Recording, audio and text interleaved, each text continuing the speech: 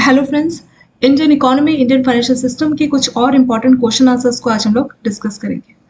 तो जैसा कि आपके एग्जाम्स आपका हुआ था मई 2023 में, तो उसमें कई सारे क्वेश्चंस जो आपके एग्जाम में पूछे गए थे, तो वो आपके इम्पोर्टेंट क्वेश्चन आंसर्स का जो आपका पीडीएफ है वहाँ पे आपको क्वेश्चन आंसर्स मिल जाएंगे। ठीक है, 300-400 के आसपास आपको question answers, important question answers जो है इकोनॉमी के ऊपर, आपका जो इंडियन इकोनॉमी है उसके ऊपर आपको मिल जाएंगे। चारों सब्जेक्ट के हैं आपके जीआईबी के। और उसमें इंडियन इकोनॉमी का जो क्वेश्चन आंसर्स है वो काफी इंपॉर्टेंट है, क्योंकि आपके एग्जाम में कई सारे उसमें से डायरेक्ट क्वेश्चन आपको मिल गए थे। ठीक है, तो टू हैंड्स की आप लोग ऐप डाउनलोड करके उन क्वेश्चन आंसर्स को अवेल कर सकते हैं। अब हम जो मेमोरी बेस्ड क्वेश्चंस आज हम डिस्कस करने वाले हैं, जो हम क्वेश्चन आंसर्स आज डिस्कस करेंगे, वो आपके मेमोरी बेस्ड क्वेश्चंस है। यानी ये वो क्वेश्चंस है जो सच में आपके एग्जाम में 2023 का जो मई में एग्जाम हुआ था जीआईबी का इंडियन इकोनॉमी का, ये आपका फर्स्ट टाइम हुआ था। आप जानते हैं ना कि पहली बार ये पेपर 2023 में कंडक्ट कराया था मई में। तब इसमें से ये जो क्वेश्चंस आज हम डिस्कस करने वाले मेमोरी बेस्ड क्वेश्चंस, इन्हीं में से कई सारे क्वेश्चंस पूछे गए थे। तो ये डायरेक्ट मैंने वही क्वेश्चंस आप लोगों के लिए रखे हैं। तो पहला क्वेश्चन था आपका व्हाट इज बिजनेस साइकिल। तो इस टॉपिक के ऊपर आपका 3-4 नंबर का 4 नंबर तक का क्वेश्चन पूछा गया था। ठीक है, छोटा सा चैप्टर है बिजनेस साइकिल के ऊपर।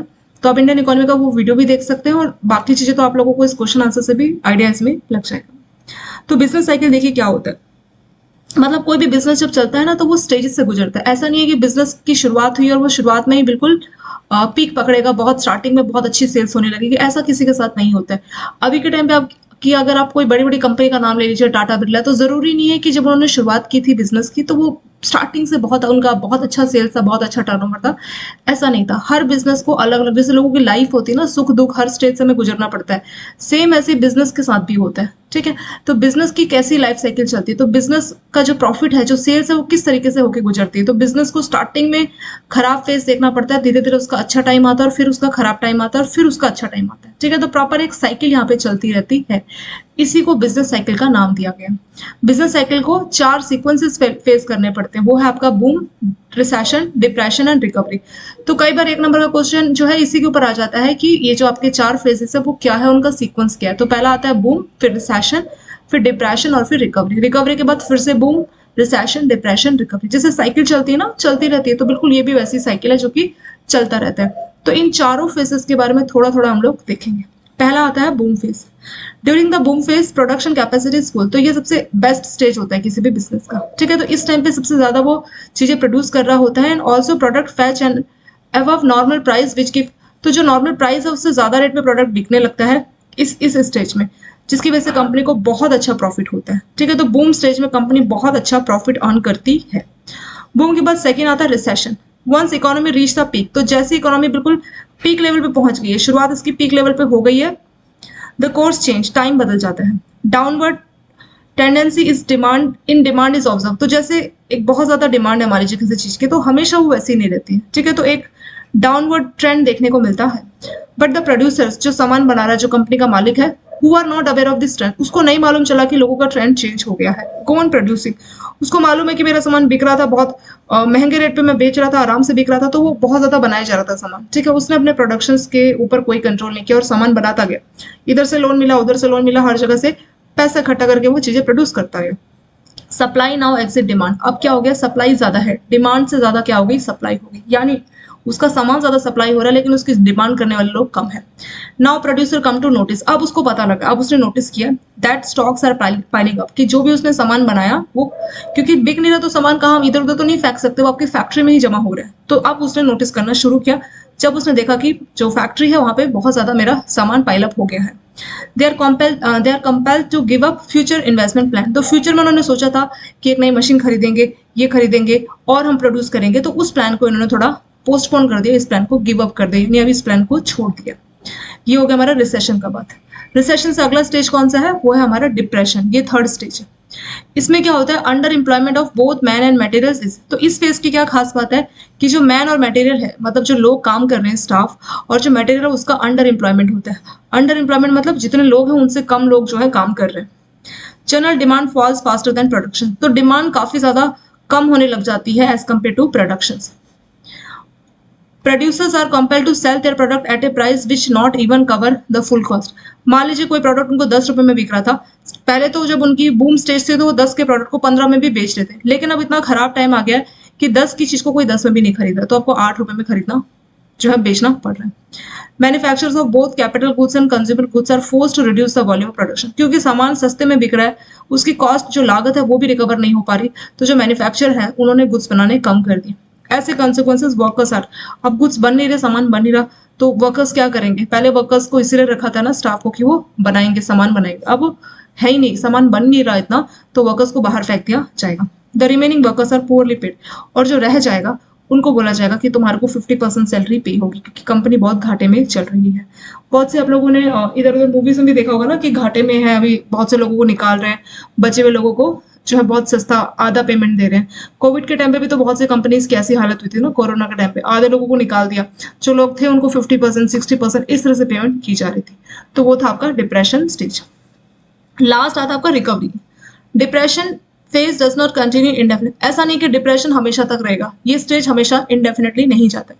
Depression contains itself the germs of recovery, तो जो डिप्रेशन है इसी में रिकवरी के जम्स है। किस टर्म में बोला जा रहा है? आइडल वर्कर्स, मतलब जो वर्कर्स खाली बैठे, जिनके पास कोई काम नहीं है, now come forward to work at low wage, वो आएंगे और बोलेंगे हमें सस्ते में रख लो, हम काम करने को तैयार है। ऐसा प्राइसेस आर लोएस्ट, और इस टाइम पे प्राइस भी बहुत कम है, मतलब सामान बहुत सस्ते में बिक रहा है। The consumer who postpone their consumption expecting a still further fall in price now start consuming, तो ऐसे कंज्यूमर जिन्होंने सोचा था कि प्राइस और गिरेगा और घटेगा, वैसे वाले कंज्यूमर्स अब आएंगे और सामान खरीदना शुरू करेंगे। The bank with accumulated cash, अब बैंक के पास ही बहुत सारा पैसा जमा हो गया, now come forward to give loans at easiest terms and lower rate, तो बैंक भी बोलेगा कि चलो कोई नहीं, इतना सारा हमारे पास कैश है, कोई, क्योंकि कंपनीज फैक्ट्री चल नहीं रही तो बैंक किसको लोन देगा? ठीक है, बहुत सारी जो कंपनीज है वो ग्रो नहीं कर रही, बहुत सी कंपनीज बंद हो गई, ऐसी कगार आ गई उनकी, तो वो कब था? वो डिप्रेशन में था, तो बैंकों के पास बहुत ज्यादा पैसा जमा हो गया था, तो बैंक भी बोलेगा चलो कोई नहीं, थोड़ा सस्ते में इजी टर्म्स के साथ लोन दे देते हैं। एज द डिमांड इंक्रीज, आपका डिमांड है, demand increase the stock of goods become sufficient, जैसे जैसे डिमांड बढ़ेगा तो आपका जो स्टॉक ऑफ गुड्स जो आपने जमा करके रखा था तो वो इनसफिशिएंट होगा, और फिर इकोनॉमी जो है आपकी पिकअप कर जाएगी। ठीक है, इकोनॉमी आपकी यहाँ से पिकअप कर जाएगी। तो इस तरह से 4 स्टेज में आपकी बिजनेस साइकिल कंप्लीट होती है। सिंपल सा क्वेश्चन है, इसी के ऊपर, इस सिंपल से क्वेश्चन के ऊपर आपके 3-4 नंबर के क्वेश्चंस आते हैं। ठीक है, तो बिजनेस साइकिल का जो वीडियो है वो चैप्टर का पूरा वो आप लोग देख लेना, 3-4 मार्क्स आसानी से इसमें आएंगे, और गारंटी 100% इसमें से आपका 100% क्वेश्चन हमेशा पूछते हैं। पहले जो आपका इंडियन इकोनॉमी का जो ये था ना बिजनेस साइकिल, ये सारा ये वाला जो टॉपिक है सिंपल है एकदम। ठीक है, और इसमें से हमेशा क्वेश्चन पूछा जाता है। पहले ये जो आपकी बुक थी, मतलब ये जो आपका मॉड्यूल है बिजनेस साइकिल का, ये आपका सीआईबी में होता था, और जब ये सीआईबी में होता था तब भी बिजनेस साइकिल वाले में से 2-3 नंबर के क्वेश्चन हमेशा पूछते थे। अब ये जेबी में आ गया बिजनेस साइकिल का टॉपिक, और इसमें भी जेबी में इस बार भी पूछा था 3-4 नंबर का, और आने वाले टाइम में भी आपसे पूछा जाएगा। तो इतना सिंपल सा टॉपिक आपका 3-4 नंबर आसानी से कवर करता है। ठीक है, 1 नंबर तो इसी के ऊपर पूछते हैं कि इसका सीक्वेंस क्या है, बूम, रिसेशन, डिप्रेशन, रिकवरी। ठीक है, BRDR, बूम, रिसेशन, डिप्रेशन और रिकवरी। बूम में क्या होता है कि कंपनी अपना मैक्सिमम प्रॉफिट अर्न कर रही होती है। रिसेशन में क्या होता है कि उसका जो सामान है बिकना कम होता है, जिसकी वजह से पाइलअप काफी हो जाता है, काफी सामान इकट्ठा हो जाता है। और डिप्रेशन में क्या होता है कि कंडीशन बहुत ज्यादा खराब है, जो वर्कर्स उनको बाहर निकाला जाता है, और जो गिने चुने वर्कर्स रखे हैं उनको बहुत कम सैलरी पे रखा जाता है। रिकवरी, डिप्रेशन ऐसा नहीं कि लाइफ टाइम तक सारी कंपनीज डिप्रेशन में होगी, ऐसा नहीं होता। जैसे आपकी लाइफ है, बहुत टेंशन है, बहुत दुख है, तो ऐसा थोड़ी कि लाइफ टाइम तक वो दुख चलते रहे, एक अच्छा टाइम भी आता है। सेम ऐसे आपकी बिजनेस साइकिल के साथ भी होता है कि जो रिकवरी है, जो डिप्रेशन है, डिप्रेशन में ही रिकवरी के जम्स होते हैं। इसमें क्या हो गया कि जो डिप्रेशन स्टेज है, बहुत से वर्कर्स को निकाल दिया। ऐसे वर्कर्स आके बोलते हैं कि हमें बहुत सस्ते पे रख लो, हमें काम करने को तैयार है, तो बहुत सस्ते वेजेस पे भी वो रेडी हो जाते हैं काम के लिए। फिर बैंक भी कंपनीज को बोलते हैं कि हम बहुत सस्ते इंटरेस्ट रेट पे आपको लोन देने को तैयार है, क्योंकि बैंकों के पास कैश बहुत ज्यादा जमा हो गया, कोई लोन लेने नहीं आ रहा होता इस डिप्रेशन में। ठीक है, तो बैंकों को भी डिप्रेशन का फेस में काफी दिक्कतों का सामना करना पड़ता है, तो बैंक भी रेडी हो जाते हैं कि चलो सस्ते में लोन ले जाओ, पर ले जाओ। तो इस वजह से आपका रिकवरी फेस जो है धीरे धीरे रिकवर होना शुरू होता है, और एक्टिविटी आपकी पिकअप हो जाती है, और जिसकी वजह से इकोनॉमी आपका ग्रो करने लग जाता है। नेक्स्ट क्वेश्चन आपका पूछा था 1 नंबर का, what is floater mutual fund, ये क्या होता है? ठीक है, ये भी 1 नंबर का आपका मेमोरी बेस्ड क्वेश्चन है। फ्लोटर का मतलब फ्लोटिंग, फ्लोटिंग आपने वर्ड सुना ना, fix interest rate, floating interest rate, ये भी कुछ वैसे ही है। फ्लोटिंग मतलब जो चेंज होता रहता है, जो एक जैसा नहीं रहता। फिक्स्ड मतलब जैसे लोन का फिक्स इंटरेस्ट रेट मान लीजिए बैंक ने 8% बोला, तो ये फिक्स रहेगा। फ्लोटिंग में अगर बैंक ने बोला कि फ्लोटिंग इंटरेस्ट रेट है, तो वो मतलब किसी बेंचमार्क से जुड़ा हुआ होगा। ठीक है, तो वही कंसेप्ट है आपके फ्लोटर म्यूचुअल फंड का। Floater funds are depth funds that have invested at least 60% of their money in floating. तो फ्लोटर म्यूचुअल फंड कौन से म्यूचुअल फंड होते हैं? कि वो फंड होते हैं जिन्होंने अपना 65% पैसा फ्लोटिंग रेट वाले बॉन्ड में लगाया होता है। ठीक है। तो सिंपल सी बात है, मान लीजिए म्यूचुअल फंड वाले क्या करते हैं, 10-20 लोगों से पैसा जमा किया और जब पैसा जमा हो गया फंड मैनेजर को दिया। फंड मैनेजर का काम है ढूंढना कि इस पैसे को कहाँ कहाँ लगाएगा। तो फंड मैनेजर 65% पैसा, मान लीजिए 100 रुपए जमा हुए, कई लोगों ने जमा किए और 100 रुपए बने, उस 100 रुपए में से 65 रुपए को जो फंड मैनेजर है अगर ऐसे बॉन्ड में लगा रहा है जो फ्लोटिंग रेट वाले बॉन्ड है। फिक्स रेट बॉन्ड क्या है, जिसका इंटरेस्ट रेट फिक्स है। फ्लोटिंग रेट वाले बॉन्ड वो होते हैं जिसका इंटरेस्ट रेट जो है किसी बेंचमार्क से जुड़ा है। मान लीजिए आपका मुंबई का जो मिबोर रेट है ना, मिबोर +2%, तो इस तरह से किसी रेट के साथ जुड़ा है। तो अगर मिबोर रेट बढ़ेगा तो आपका जो फ्लोटिंग रेट का बॉन्ड का इंटरेस्ट है वो भी बढ़ेगा, मिबोर घटेगा तो फ्लोटिंग रेट बॉन्ड का इंटरेस्ट भी घटेगा। तो इस तरीके से ये काम करते हैं। ठीक है, तो ऐसे म्यूचुअल फंड जिसमें 65% पैसा ऐसी जगह पे लगा होता है, ऐसे बॉन्ड में लगा होता है जिसमें इंटरेस्ट जो है फ्लोटिंग रेट की फॉर्म में दिया जाता है। और ये डेप्ट फंड होते हैं। डेप्ट मतलब इक्विटी और डेप्ट में फर्क क्या होता है, देखिए डेप्ट मतलब आपको एक परसेंट इंटरेस्ट दिया जाएगा। जैसे मान लीजिए आपके बॉन्ड है तो बॉन्ड क्या है, एक डेप्ट है। ऐसे डिबेंचर क्या है, डेप्ट है, क्योंकि यहाँ पे इंटरेस्ट रेट फिक्स होता है। अगर हम इक्विटी की बात करें, इक्विटी में हमें ऑनरशिप मिल जाती है। अगर कंपनी के आपने 1% शेयर लिए तो आप 1% मालिक है। ठीक है, तो जब भी हम जो पैसा रेस करते हैं तो कंपनीज के पास दो ऑप्शन है, या तो डेप्ट या इक्विटी। तो इक्विटी में क्या होता है कि आप उतने % मालिक बन जाते हैं। डेप्ट में क्या होता है कि आपको फिक्स % मिलता है। कंपनी ग्रो करे या फिर डाउन घाटे में जाए कोई फर्क नहीं पड़ता डेप्ट होल्डर को, उसका 8% अगर है तो उतना ही मिलेगा। पर इक्विटी में ऐसा नहीं है। इक्विटी में बढ़ेगा तो इंटरेस्ट रेट तो आपको फायदा होगा, मतलब अगर आपकी जो कंपनी के शेयर्स की जो वैल्यू है वो बढ़ेगी तो आपको फायदा होगा, घटेगी तो आपको लॉस होगा। इस तरीके से ही काम करते हैं। तो फ्लोटर म्यूचुअल फंड क्या होते हैं, ये डेप्ट फंड होते हैं, जैसे बॉन्ड हो गया, डिबेंचर्स हो गया, लेकिन उसमें इंटरेस्ट रेट आपका किसी बेंचमार्क से जुड़ा होता है।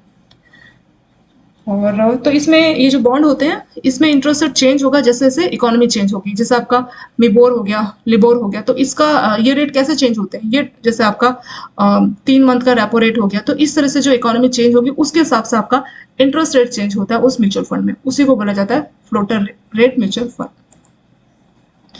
अगला एक क्वेश्चन पूछा गया था, सनराइज सेक्टर क्या होते हैं। ठीक है, ये भी सिंपल सा क्वेश्चन है। सनराइज, तो सनराइज कब होता है बताइए, सुबह के टाइम पे होता है। तो ऐसे सेक्टर्स, ऐसी कंपनी जिनकी सुबह हुई है अभी, ठीक है, सुबह मतलब जिनकी अभी शुरुआत हुई है, बोलते हैं ना कल सुबह एक नई शुरुआत होगी, तो शुरुआत मतलब ऐसे सेक्टर जिनकी अभी शुरुआत हुई है। ठीक है, ये वो सेक्टर्स है जो कि अभी भी मार्केट में आए हैं और अभी ये बहुत अच्छे, जैसे अगर हम बात कीजिए कि मार्केट में इन्होंने बहुत ज्यादा ग्रोथ हासिल नहीं की है।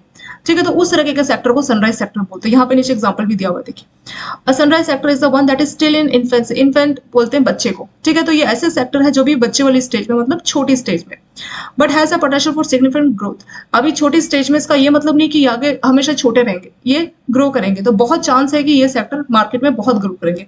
अगर मैं आपको वैसे एग्जांपल दूं तो जैसे इलेक्ट्रॉनिक कार आ गई ना, अभी के टाइम पे आपको मार्केट में अगर आप गाड़ी लेके बाहर निकल रहे हैं रोड में तो आपको बहुत कम इलेक्ट्रॉनिक कार दिखती है, बट क्योंकि अभी इलेक्ट्रॉनिक कार का बिजनेस अभी सनराइज सेक्टर में, फ्यूचर में अब आप सोचिए पेट्रोल डीजल इतने महंगे हो गए, ठीक है, तो लोग बढ़ते जाएंगे और ये हमारे नेचुरल रिसोर्स है।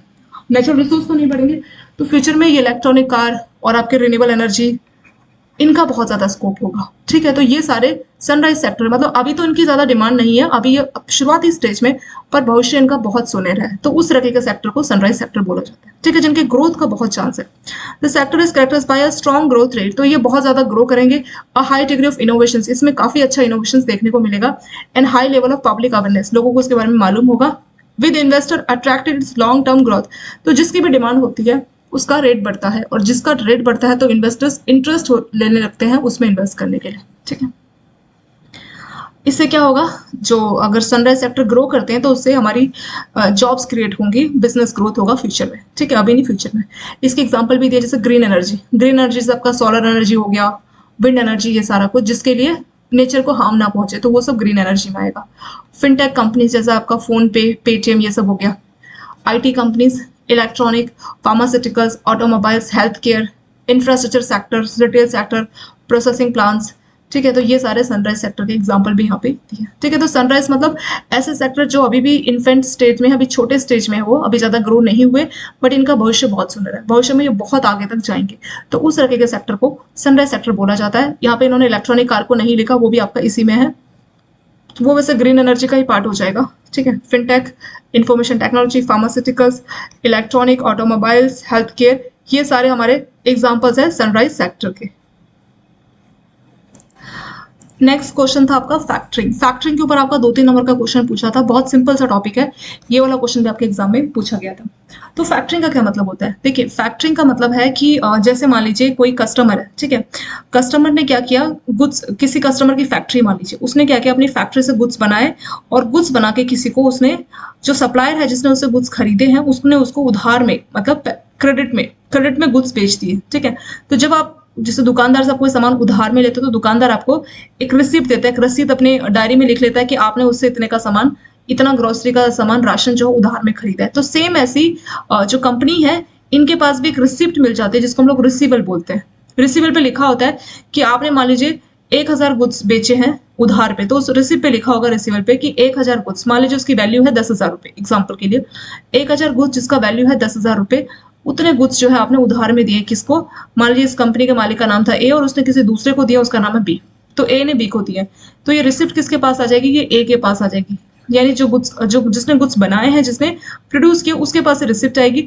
रिसिप्ट पे लिखा होगा कि 10,000 रुपए की पेमेंट, मान लीजिए 2 मंथ का उसने टाइम दिया था, 2 महीने के लिए उधार पे दिया था कि सामान बेच लो, 2 महीने में पेमेंट कर जाना, ऐसा ए ने बोला, तो उस पर लिखा होगा कि 2 मंथ्स बाद जो है पेमेंट मिल जाएगी। कौन देगा पेमेंट, बी देगा, ए ने बी को तो दिया ना उधार पे सामान, तो बी देगा, ऐसा उस रिसिप्ट पे लिखा है, तो उसको बोलते हैं रिसीवर।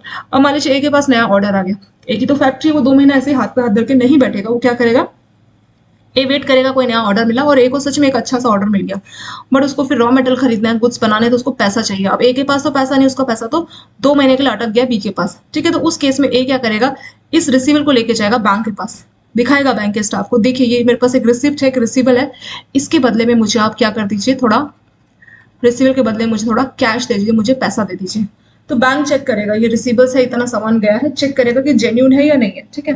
प्रॉपर जेन्यून अगर स्टैम्प रिसीप्ट है तो उसको बैंक एक्सेप्ट करेगा और बदले में बोलेगा कि आपको मान लीजिए 10,000 का सामान है, तो 10,000 का बैंक बोलेगा कि हम आपको 85% तक का मैक्सिमम लोन दे सकते हैं इस रिसिप्ट के बिहाफ पे, ठीक है।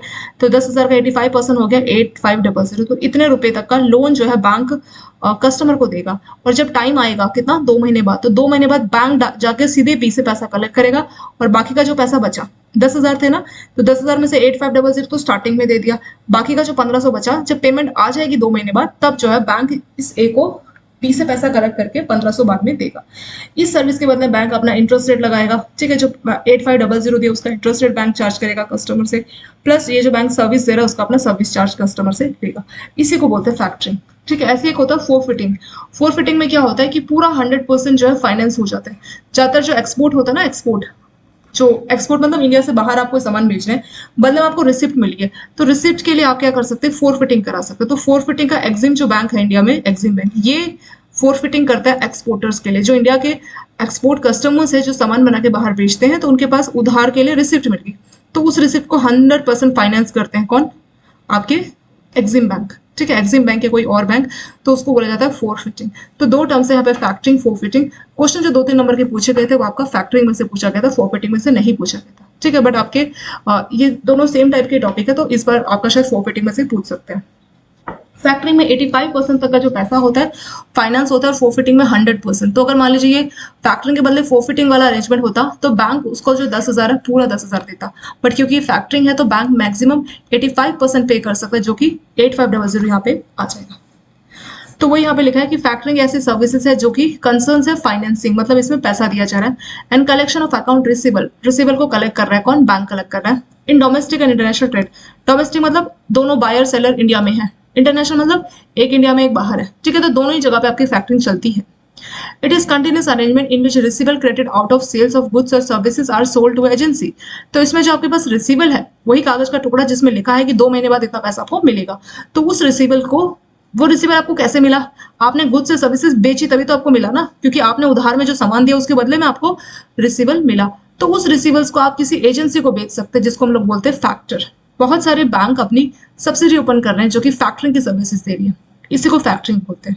फैक्टरिंग में क्या होता है कि बैंक आपके रिसीवर्स को सिक्योरिटी मान के आपको जितना रिसीव पे अमाउंट लिखा रहता है उसका 85% तक का मैक्सिमम फाइनेंस देता है, इसी अरेंजमेंट को हम लोग बोलते हैं factoring. Under the factoring arrangement, as soon as invoice is submitted to factor, तो जैसे आप वो इनवॉइस या रिसीवर फैक्टर को सबमिट करते हैं, द फैक्टर विल पे से 85% ऑफ इनवॉइस टू सेलर, तो जो सेलर है, जो कस्टमर है हमारा, उसको बैंक 85% तक का पैसा दे देता है। इन टर्न बदले में factor will collect due on due date, तो जो ड्यू डेट आएगा उस डेट पे बैंक खुद जाके जो है बायर से, बायर कौन था हमारे एग्जाम्पल में, बी, जिसने उधार में सामान लिया था, तो अब क्योंकि रिसीवेबल बैंक के पास आ गया तो अब ए को टेंशन नहीं है, बैंक सीधे जाके जो है बी से पेमेंट कलेक्ट कर लेगा, वही इसमें लिखा है। The balance of payment will be paid to seller on recovering from buyer, तो 85% पे किया, बाकी के 15% का क्या हुआ, वो कब पे करेगा, तो जैसे ही बैंक को उसके पैसे मिल जाएंगे कस्टमर से, बायर से, वैसे बैंक को पैसा पे कर देगा। ठीक है, 2 महीने का टाइम लिखा था, 2 महीने बाद जाके बैंक इस बी से बोलेगा कि 10,000 रुपये दो, बी अगर 10,000 दे देगा तो बैंक तो 8500 पहले दे चुका था, जो 1500 बैंक बाद में पे कर देता, क्योंकि बैंक के सर्विसेज दे रहा है, तो इससे क्या होता है कि बैंक अपनी सर्विस चार्ज हो गया, ठीक है, क्योंकि बैंक रिसीवर को मैनेज कर रहा है तो उसके लिए बैंक अपना सर्विस चार्ज जो है एक्सेप्ट करता है। और बैंक मे और may not accept credit risk, तो फैक्टरिंग भी अलग अलग टाइप की होती है, किसी केस में बैंक क्रेडिट रिस्क को एक्सेप्ट करता है, ठीक है, with recourse without recourse type की फैक्टरिंग होती है। विद रिकोर्स में क्या होता है कि जो सेलर है उसकी लायबिलिटी इसमें होती है, विदाउट रिकोर्स में सेलर की कोई लायबिलिटी नहीं होती है, ठीक है, तो उस हिसाब से अगर सेलर की लायबिलिटी नहीं होगी तो बैंकों के ऊपर ही क्रेडिट रिस्क आ जाएगा। अगर सेलर की लायबिलिटी होगी, लायबिलिटी की सेंस में कि अगर मान लीजिए बी ने 2 महीने बाद पैसा देने से मना कर दे, तब क्या होगा, तो बैंकों को क्रेडिट रिस्क फेस करना पड़ेगा, ठीक है, ये हो भी सकता है नहीं भी हो सकता, डिपेंड करता है आपने कौन सी वाली फैक्टरिंग कराई है। और ये वही है फैक्टरिंग में जो कंपनीज है अपने जो बुक डेप्ट है जिसको हम लोग रिसीवर बोलते हैं, कैश के बदले में बैंक को बेच देती है, उसी को फैक्टरिंग बोला जाता है। ठीक है, बहुत सिंपल सी चीज है। फैक्टरिंग में जो कस्टमर होगा उसके जो रिसीवर्स हैं उसको अपने बैंक के पास जाके वो डिस्काउंट करा लेता है, और डिस्काउंट मतलब 100% के बदले आपको सिर्फ 85% मिल रहा है, तो 100 के बदले सिर्फ आपको 85% अमाउंट मिल रहा है अभी, तो उसको डिस्काउंट बोला जाता है। ठीक है, और इसमें क्या होगा कि जब ड्यू डेट आएगी तो उस डेट पे बैंक आपके बायर से जाके पैसा ले लेगा और सेलर का जो 15% बच गया वो पैसा बाद में पे कर देगा, वही हमारा फैक्टरिंग। ये क्वेश्चन आपका पूछा गया था, what is primary secondary tertiary quaternary sector, ये क्या होता है। ठीक है, और यहाँ पे पूछा था कि एक क्वेश्चन ऐसा भी था कि बैंकिंग कौन सा सेक्टर है, तो जो सर्विस सेक्टर है, बैंक क्या करता है, बैंक सर्विस देता है, तो बैंक सर्विस सेक्टर है, तो जो टर्शियरी सेक्टर है उसको सर्विस सेक्टर भी बोला जाता है। ठीक है, प्राइमरी सेकेंडरी टर्शियरी या सर्विस सेक्टर या क्वाटरनरी सेक्टर, तो ये जो 3 टाइप के सेक्टर है इसके ऊपर आपका 1-2 नंबर का क्वेश्चन पूछ सकते हैं। ये ऑलरेडी आपका मई 2023 में जो एग्जाम हुआ था ये क्वेश्चन पूछा गया। प्राइमरी सेक्टर जो बिल्कुल बेसिक एक्टिविटी है जो कि नेचुरल रिसोर्स का इस्तेमाल है, जैसे एग्रीकल्चर कर रहे हैं आप, fishing, fuel, metals, mining, minerals इस्तेमाल कर रहे हैं, तो उसको प्राइमरी सेक्टर बोला जाता है। ठीक है, जैसे एग्रीकल्चर की कोई एक्टिविटी कर रहे हैं तो ये सारा कुछ आपका प्राइमरी सेक्टर में आ जाएगा। ठीक है, जहाँ पे आप नेचुरल चीजों को इस्तेमाल कर रहे हैं, नेचुरल रिसोर्स का इस्तेमाल कर रहे हैं, वो होगा हमारा प्राइमरी। एग्रीकल्चर इसका बेस्ट एग्जांपल है। सेकंड आता है सेकेंडरी सेक्टर। सेकेंडरी सेक्टर में क्या होगा कि जो रॉ मटेरियल आपको प्राइमरी सेक्टर से मिला उसको आप एक्सट्रैक्ट करोगे। ठीक है, बहुत सारी इंडस्ट्रीज के लिए रॉ, जैसे मान लीजिए चीनी है, कोई शुगर इंडस्ट्रीज है, ठीक है, जो चीनी बनाती है, चीनी बना के बेचती है, तो शुगर कैसे बन गई, उसके लिए गन्ना चाहिए होगा, तो गन्ना कहाँ से आया होगा, गन्ना खेती बाड़ी से आया होगा ना, तो यहाँ से रॉ मटेरियल मिलता है प्राइमरी सेक्टर से और फिर सेकेंडरी सेक्टर में जाता है और फिर सेकेंडरी सेक्टर उसको प्रोसेस करके जो है आगे फॉरवर्ड करता है। ठीक है, तो industrial economy is the one in which the secondary sector generate at least half country national GDP, तो इसको हम लोग इंडस्ट्री सेक्टर भी बोल सकते हैं। इसमें चीजों को मैन्युफैक्चर किया जाता है। ठीक है, ये हो जाएगा आपका मैन्युफैक्चरिंग सेक्टर। मैन्युफैक्चरिंग सेक्टर का रॉ मटेरियल प्राइमरी सेक्टर से आता है, जैसे मैंने आपको एग्जांपल बताया ना शुगर का, शुगर की फैक्ट्री शुगर को मैन्युफैक्चर करती है, तो शुगर कहाँ से आया, वो आया आपका एग्रीकल्चर से, तो एग्रीकल्चर क्या था, ये था प्राइमरी। तो यही लिखा है कि ये जो सेकेंडरी सेक्टर है इसके लिए रॉ मटेरियल कहाँ से आता है, वो आता है आपका प्राइमरी सेक्टर से। ठीक है, तो वो हो गया हमारा सेकेंडरी, जहाँ पे चीजों को मैन्युफैक्चर किया जाता है। तीसरा आता है आपका टर्शियरी सेक्टर। यहाँ पे कोई चीज बनाई तो नहीं जाएगी, यहाँ पे आप क्या करोगे, कोई सर्विस दोगे, जैसे एजुकेशन हो गया। ठीक है, आप टीचर से स्कूल जाते हैं तो आप कुछ लेके तो नहीं आते ना, वहां से आपको सर्विस मिलती है। ऐसे हेल्थ केयर हो गया, बैंकिंग हो गया, कम्युनिकेशन हो गया, तो ये सारा हमारा टर्शियरी का एग्जाम्पल हो गया। तो 1 नंबर का क्वेश्चन ये था कि बैंकिंग कौन सा सेक्टर है, तो वो आपका टर्शियरी में आ जाएगा। टर्शियरी का दूसरा नाम है आपका सर्विस सेक्टर।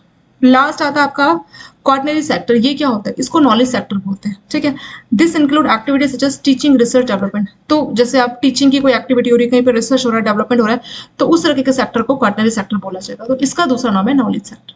ठीक है, तो सिंपल सी बात है, प्राइमरी सेक्टर जो बिल्कुल बेसिक है, एग्रीकल्चर मतलब नेचुरल रिसोर्स से ये सेक्टर बनता है, जैसे एग्रीकल्चर, फॉरेस्ट हो गया, फिशिंग हो गया, मछलियां लोग पालते हैं ना, फिशिंग, मछली पालन, फ्यूल्स, मेटल्स, मिनरल्स, तो ये सारा हमारा प्राइमरी सेक्टर का हो गया। सेकेंडरी सेक्टर मैन्युफैक्चरिंग सेक्टर को बोलते हैं, जैसे प्राइमरी सेक्टर से जो है रॉ मटेरियल आएगा और चीजें बनेंगी तो हो जाएगा हमारा secondary sector. Tertiary service sector को बोलते हैं, जैसे होटल, एजुकेशन, आपका हॉस्पिटल, कम्युनिकेशन, तो वो सारा हमारा टर्शियरी सेक्टर का एग्जाम्पल है। क्वाटरनरी को बोलते हैं knowledge sector, teaching, research, development, ये सारा एग्जाम्पल है हमारा क्वाटरनरी सेक्टर का। नेक्स्ट क्वेश्चन है what is micro finance. Micro finance का क्या मतलब होता है? माइक्रो मतलब छोटा, फाइनेंस मतलब लोन। तो छोटे अमाउंट का अगर आप लोन दोगे तो उसी को माइक्रो फाइनेंस बोलेंगे, ठीक है। Micro finance is a form of financial services. तो छोटे अमाउंट का लोन आप किसको देते हैं? गांव में अगर छोटे छोटे बिजनेस है, छोटे छोटे व्यापारी है, या गांव के जो लोग हैं जिनका इनकम बहुत बहुत कम है, जो बहुत गरीबी लेवल पे जी रहे हैं, उनको अगर लोन दिया जाएगा तो उसी को माइक्रो फाइनेंस बोलते हैं, ठीक है। तो फाइनेंशियल इंक्लूजन के तहत ये लोन दिया जाता है। फाइनेंशियल इंक्लूजन मतलब बैंकिंग सर्विसेज, चाहे वो लोन हो, डिपॉजिट हो, वो कोने कोने तक, घर घर तक पहुंचाना, उसी को बोलते हैं फाइनेंशियल इंक्लूजन। तो उसी के तहत ये माइक्रो फाइनेंस वाला लोन दिया जाता है।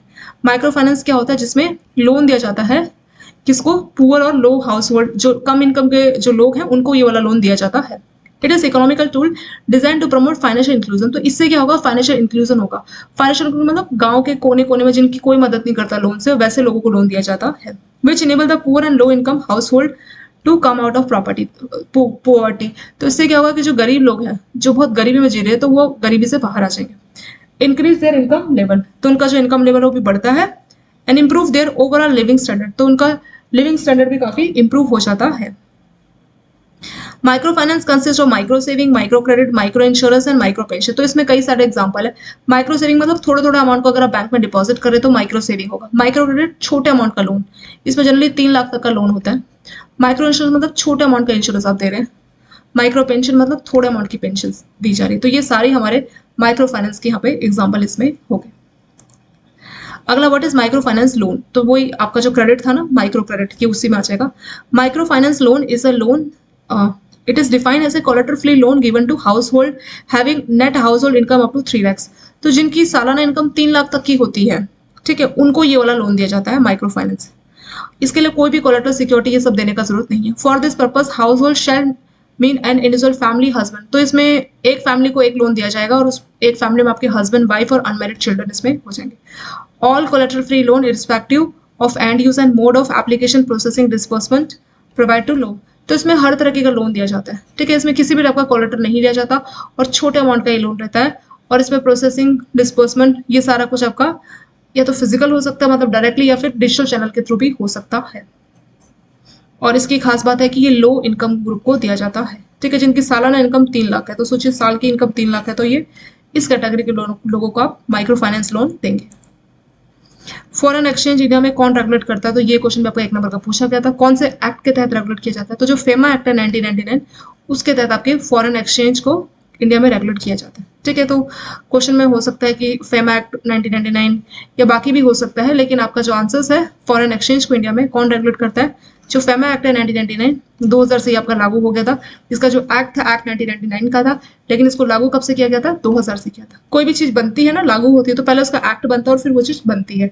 तो जनरली एक्ट 1 साल पहले का होता है और वो लागू 1 साल बाद होता है। तो ये भी बिल्कुल वैसे ही है। 1999 में आपका एक्ट बना था फेमा, और 2000 से लागू हो गया था, ठीक है। तो जो भी फॉरेन एक्सचेंज का डील करेगा तो फेमा में जो रेगुलेशंस है, जो गाइडलाइंस है, उस हिसाब से सारी डील की जाएगी।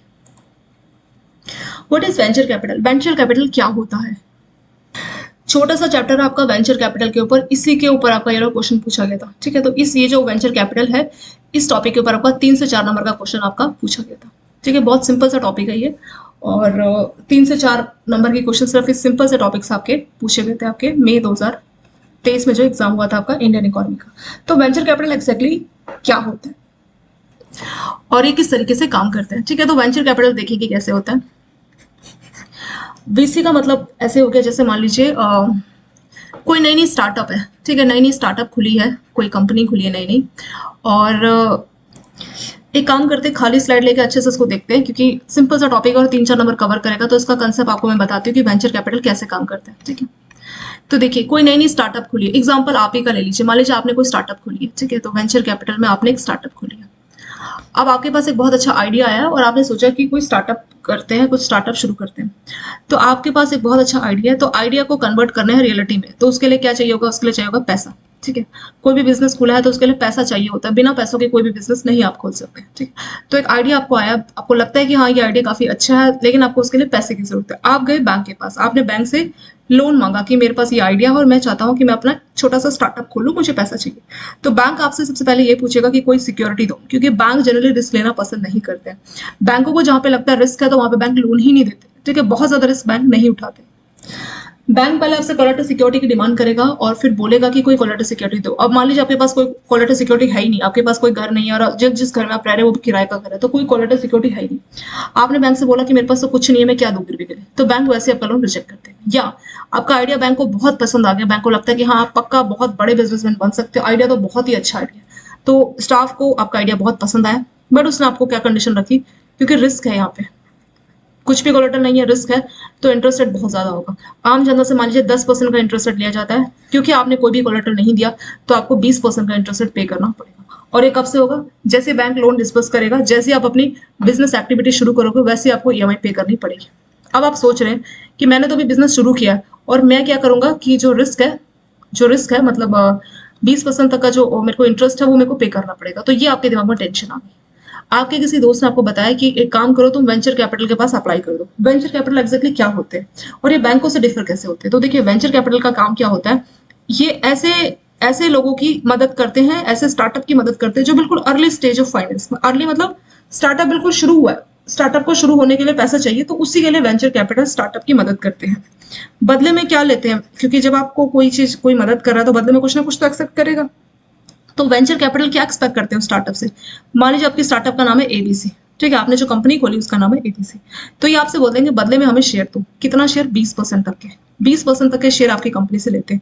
आपकी कंपनी ग्रो कर गई तो इनके पास जो 20% शेयर है उसकी वैल्यू काफी बढ़ जाती है। और जैसे आप, और हाँ एक और बात है, आईपीओ, एक होता है ना इनिशियल पब्लिक ऑफरिंग। आईपीओ क्या होता है कि जब आप सेबी से अप्रूवल लेते हैं, ठीक है, पूरा अपनी कंपनी का प्रोस्पेक्टस रेडी करते हैं। आप ही का हम एग्जांपल कंटिन्यू करते हैं कि आपने आईपीओ लाने के लिए कोशिश की, सेबी से प्रोस्पेक्टस रेडी करने को बोला, बहुत सारी फॉर्मेलिटीज होती है जिसमें आपको 1 से 1.5 साल तक का टाइम लग सकता है। सोचिए आईपीओ लाने में आपको 1 से 1.5 साल लग जाते हैं, आपका तो अभी भी स्टार्टअप शुरू है, आपके पास टाइम नहीं कि आप 1.5 साल तक वेट करो। और एक और बात, आईपीओ सभी लोग नहीं ला सकते, ऐसा नहीं कि किसी को भी कोई आइडिया आया और वो मार्केट से पैसा उठा सकते, ये पॉसिबल नहीं है। सेबी भी प्रोस्पेक्टस जो आता है उसको चेक करती है, तो वो देखेगी कि आप मार्केट में सफिशिएंट है या नहीं है, जो जनता आपके पास इन्वेस्ट करेगी तो जनता का पैसा वापस कर पाएंगे कि नहीं कर पाएंगे, ये सारा कुछ सेबी चेक करते हैं, उसके बाद ही आपको एग्री करेगी और तभी आप आईपीओ ला सकते हैं, जिसमें आपको 1 से 1.5 साल है। तो नई नई स्टार्टअप के लिए आईपीओ लाना ऑलमोस्ट इम्पॉसिबल है, क्यों नहीं ला सकते, जब वो थोड़ी सी वेल स्टैब्लिश हो जाती है, उसका मार्केट में थोड़ा बहुत नाम हो जाता है, वो थोड़ा बहुत प्रॉफिट अच्छा खासा अर्न करती है, तभी वो आईपीओ ला सकती है और तभी उसके पास टाइम रहता है, ठीक है। तो ये जो आपको वेंचर कैपिटलिस्ट है, ये क्या करते हैं, ये मदद करते हैं, किसकी मदद करते हैं, ये कंपनी की मदद करते हैं। किस टर्म में मदद करते हैं, ये कंपनी के ऊपर फाइनेंस करते हैं। जो स्टार्टअप है, नई नई जो स्टार्टअप खुली है, वो क्या करेगी, वो वेंचर कैपिटल से क्या करती है, पैसा लेती है और बदले में उनको शेयर देती है। तो कंपनी का फायदा है, कोई टेंशन नहीं है हमें भरने की, बैंक से लोन लेते तो ईएमआई पे करना पड़ता, स्टार्टअप अपने काम पे फोकस कर सकते हैं, उसको इस बात का कोई टेंशन नहीं है कि उसको ईएमआई ये सब पे करना है, क्योंकि वेंचर कैपिटल 20% शेयर ले चुके हैं, वो 20% मालिक बन चुके हैं कंपनी के, ठीक है। और कंपनी को, और सिर्फ पैसों से ही नहीं, ऐसा नहीं कि वीसी सिर्फ कंपनी को पैसों से मदद कर रहे हैं, ये आपके स्टार्टअप को पैसों से भी मदद करेंगे, प्लस और क्या मदद करेंगे, गाइडेंस। इनके जो वेंचर कैपिटलिस्ट के जो मैनेजर है वो काफी मार्केट को बहुत अच्छे से जानते हैं, काफी अच्छे एक्सपर्ट होते हैं, तो ये आपको हर तरीके का मैनेजरियल सपोर्ट, गाइडेंस, हर तरह से आपकी मदद करते हैं ताकि आपकी कंपनी ग्रो करे। क्योंकि देखा जाए तो ये भी तो कंपनी के 20% मालिक है, ये भी चाहते हैं कि कंपनी ग्रो करे, उसके शेयर का प्राइस बढ़े, और जैसे आप आईपीओ लाने के लायक बन जाए, मतलब आपकी कंपनी इतनी स्टैब्लिश हो सके कि आप आईपीओ ला सको, तो वैसे ही आपकी कंपनी को छोड़ के, यानी आपके शेयर्स आईपीओ के थ्रू बेच के ये एग्जिट कर जाते हैं। किसकी तलाश में, एक नई स्टार्टअप की तलाश में जिनको पैसे की जरूरत होती है। तो वेंचर कैपिटल का बिजनेस ही ऐसे चलता है, नई नई स्टार्टअप जिनके पास बहुत अच्छा आइडिया है वैसे को ये मदद करते हैं, जैसे वो कंपनी ग्रोथ स्टेट में आने लगती है वैसे ये शेयर बेच के, मान लीजिए जब कंपनी बिल्कुल शुरुआत में थी तो 10 रुपए इनको एक शेयर पड़ा, अब उसकी कीमत होगी 1000 रुपए, तो 10 का शेयर 1000 में, काफी फायदा हो गया ना। तो एक तरह से अगर एक लाइन में बोलना चाहे तो ये काफी रिस्की भी है, क्योंकि सभी स्टार्टअप को नहीं बोल सकते काफी ग्रो करेगा, काफी रिस्की भी है और काफी रिटर्न भी। अगर कंपनी ग्रो कर गई तो बहुत अच्छा रिटर्न इसमें मिलता है, वही होती है आपकी स्टार्टअप, वही होते हैं आपकी वेंचर कैपिटल। तो वेंचर कैपिटल के बारे में लिखा है कि ये लॉन्ग टर्म इन्वेस्टमेंट है, जनरली इसमें 3 से 7 साल तक का रहता है, ठीक है, 3 to 7 years, which has potential for significant growth and financial. तो ऐसी कंपनीज में इन्वेस्ट किया जाता है वेंचर कैपिटल के द्वारा जिनका अच्छा खासा रिटर्न होता है। वेंचर कैपिटलिस्ट किसको बोलते हैं, जो इन्वेस्ट करते हैं कंपनी में, इन्वेस्टर्स को बोला जाता है venture capitalist. This is provided in the form of equity, equity मतलब शेयर्स आपको दिया जाएगा, मतलब आप कंपनी को पैसा दे रहे हैं, इन्वेस्टमेंट कर रहे हैं, बदले में कंपनी आपको शेयर्स दे रही है, ठीक है। वेंचर कैपिटलिस्ट मतलब जो इन्वेस्ट कर रहे हैं are not financer only but also bear the risk, तो ये सिर्फ फाइनेंस ही नहीं कर रहे बल्कि रिस्क भी बियर कर रहे हैं। क्यों, क्योंकि इनके पास शेयर चले गए, और शेयर चले गए तो ये कंपनी के मालिक हो गए, उतने % मालिक हो गए, तो जिसकी वजह से इनको रिस्क भी होता है और अगर रिटर्न मिलेगी तो इनको भी अच्छी खासी रिटर्न मिलती है। The return from enterprise depend upon extent of success achieve by that. तो जैसे जब आपकी स्टार्टअप सक्सेस हासिल करेगी उसी हिसाब से वेंचर कैपिटलिस्ट को भी सक्सेस मिलती है। The investment are usually high risk high return. तो इसमें जो इन्वेस्टमेंट किया जाता है वेंचर कैपिटल में वो काफी रिस्की है, काफी रिस्की है, लेकिन अगर वो स्टार्टअप ग्रो कर गई तो काफी अच्छा रिटर्न भी इसमें मिलता है। और the people who invest their money become the financial partners are called venture capitalist. Venture capitalist मतलब जिन्होंने पैसा जमा किया है, वीसी में जिन्होंने पैसा दिया है उन्हीं को बोला जाता है वेंचर कैपिटलिस्ट। ठीक है, तो वही आपका वेंचर कैपिटल। इसके ऊपर आपका एक चैप्टर है वेंचर कैपिटल का, चाहे तो आप वो भी देख सकते हैं। 3-4 नंबर का आपका वो जो है चैप्टर इसमें कवर हो जाएगा। एक लास्ट क्वेश्चन और देख लेते हैं आज के लिए, इस वाले पार्ट के लिए। What is by out deals in venture capital? Venture capital में बाय आउट डील का मतलब क्या होता है? बाय आउट डील्स एग्जैक्टली कब होती है? देखिए, घरों में 2 टाइप के लोग होते हैं, एक जो बहुत काम करवाते हैं, एक वो जो बहुत आलसी, जो किसी की मदद नहीं करते, वो अपने में रहते हैं, वो मोबाइल में बिजी रहते हैं। ठीक है, सेम ऐसे वेंचर कैपिटल में क्या होता है कि कोई कंपनी होती है, कंपनी में 2 टाइप के पार्टनर्स होते हैं। कौन से 2 पार्टनर्स है? एक होता है एक्टिव और एक होता है पैसिव। एक्टिव नाम से लग रहा है कि बहुत एक्टिव रहता है, बहुत काम करवाते हैं। पैसिव मतलब ये सिर्फ नाम ही नाम के पार्टनर्स है, ये कोई काम नहीं करवाते। ठीक है, तो बाय और डील्स में क्या हो रहा है? बाय किया जा रहा है, किसको? शेयर्स को बाय किया जा रहा है। कहां से? जो पैसिव पार्टनर्स है, एक्टिव पार्टनर्स को पैसा चाहिए ताकि वो पैसिव पार्टनर्स के शेयर ले सके, क्योंकि पैसिव तो कोई डील ही नहीं कर रहे, कोई एक्टिविटी नहीं कर रहे, इन्होंने सिर्फ शेयर लिया हुआ है, अदरवाइज इनका कोई रोल नहीं है, ये कोई काम नहीं करा रहे, ये कोई डे टू डे एक्टिविटी में मदद नहीं कर रहे। तो ऐसे पैसिव पार्टनर्स से का क्या है कि ये अपने शेयर्स एक्टिव पार्टनर्स को बेच दे, बट एक्टिव पार्टनर्स के पास पैसे नहीं, वो कहाँ से खरीदे? क्योंकि पैसिव पार्टनर्स के जो शेयर अगर उसको खरीदने, मान लीजिए 10% शेयर इनके पास है, वो यहाँ से यहाँ जाने एक्टिव के पास, तो बदले में चाहिए होगा पैसा। पैसा दोगे पैसिव पार्टनर्स को तभी वो आपको शेयर्स देंगे। ठीक है, तो वो जो पैसा है उसके लिए भी वीसी जो है मदद करते हैं। तो वेंचर कैपिटल जो है बाय डील में क्या करते हैं कि जो पैसिव पार्टनर्स है उनके शेयर्स को खरीद के जो है एक्टिव पार्टनर्स को देते हैं, वही होता है आपका बाय डील। ठीक है, तो वही लिखा है venture capitals may also provide finance for buy deal. तो बाय डील के भी वीसी फाइनेंस दिया जाता है। A management buyout means the share and management of one set of shareholders who are passive shareholder. Passive shareholders मतलब जो कोई activity नहीं करती, उनसे शेयर को खरीदा जा रहा है। Are purchased by another set of shareholder who are actively involved in operation of business, जिसको हम लोग ने एक्टिव पार्टनर्स का नाम किया। तो यहाँ पे शेयर्स खरीदे जा रहे हैं, किसके? पैसिव पार्टनर्स के शेयर खरीदे जा रहे हैं, किसके द्वारा? एक्टिव पार्टनर्स के द्वारा खरीदे जा रहे हैं। ठीक है, तो जो पैसिव शेयर होल्डर है उनके शेयर्स को खरीदा जा रहा है, किसके द्वारा? एक्टिव शेयर होल्डर्स के द्वारा खरीदा जा रहा है। और जो पेमेंट आनी है, एक्टिव शेयर होल्डर को खरीदने के लिए पैसे चाहिए, तो पैसे कौन दे रहा है? वीसी दे रहा है। कौन? Venture capital. उसी को बोला जाता है बाय आउट डील्स।